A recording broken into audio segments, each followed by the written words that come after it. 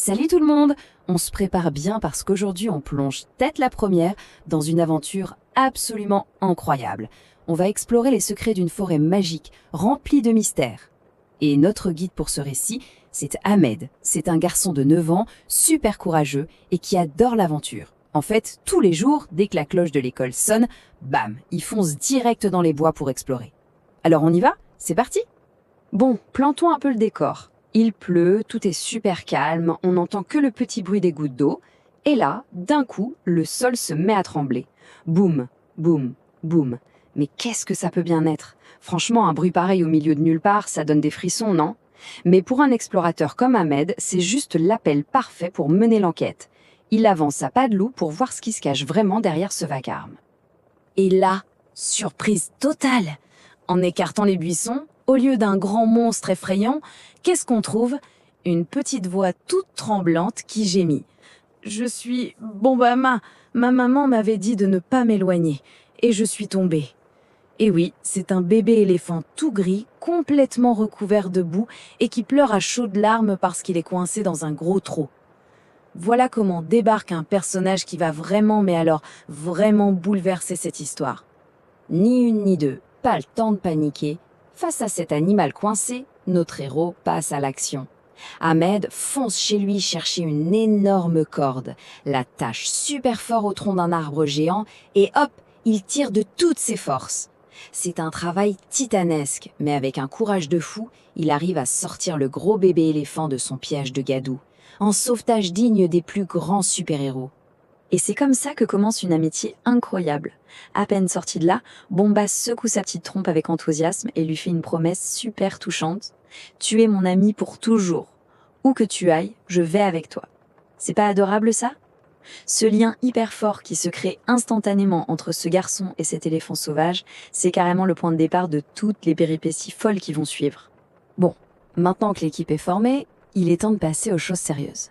Ahmed a une super idée en tête.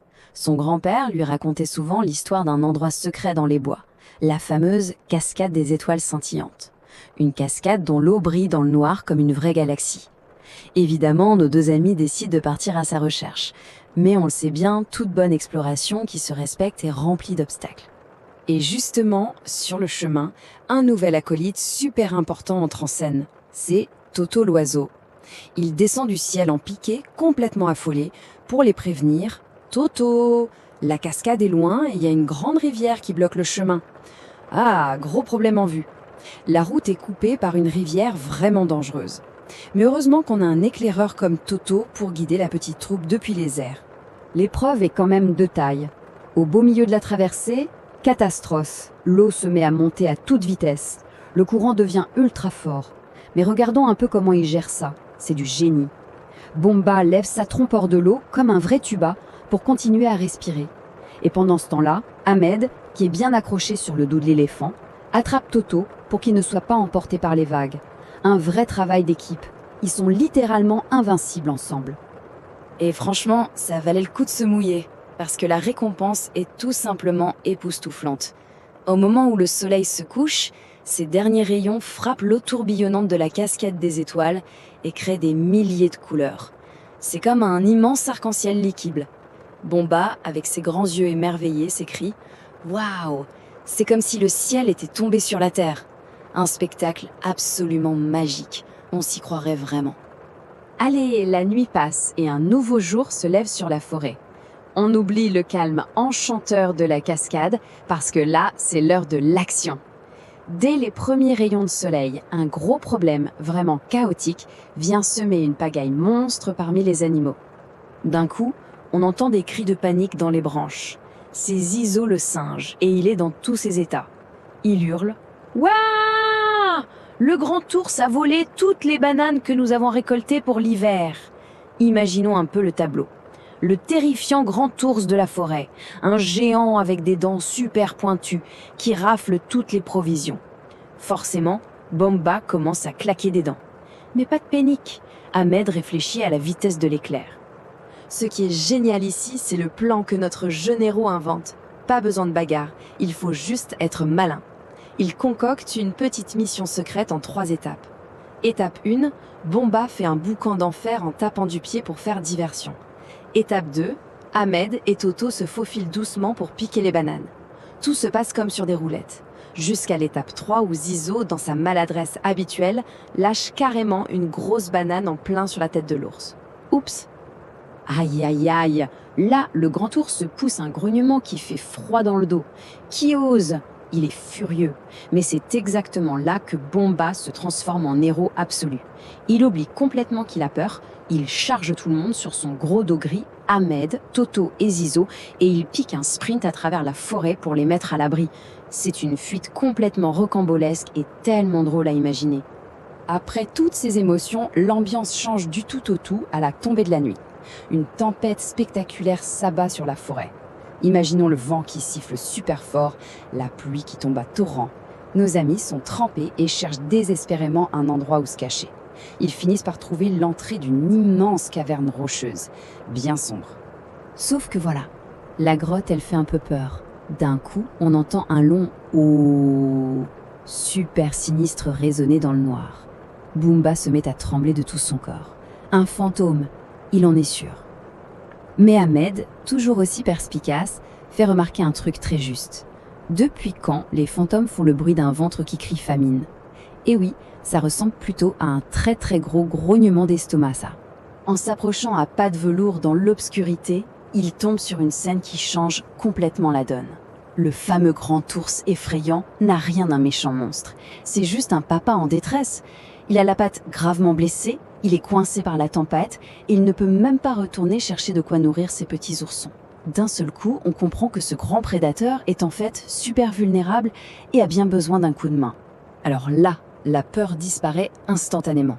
La petite équipe de sauvetage se met en route et c'est magnifique de voir comment chacun apporte sa pierre à l'édifice. Bomba va chercher de grosses feuilles douces et de bons fruits. Ahmed s'occupe de faire un bandage super propre autour de la patte de l'ours. Et Toto, qui est rapide comme l'éclair, ramène plein de brindilles pour allumer un bon petit feu. Il passe toute la nuit à veiller sur lui, bien au chaud, à l'abri du vent. Au petit matin, l'ours est tellement ému par toute cette gentillesse qu'il laisse échapper de très belles paroles.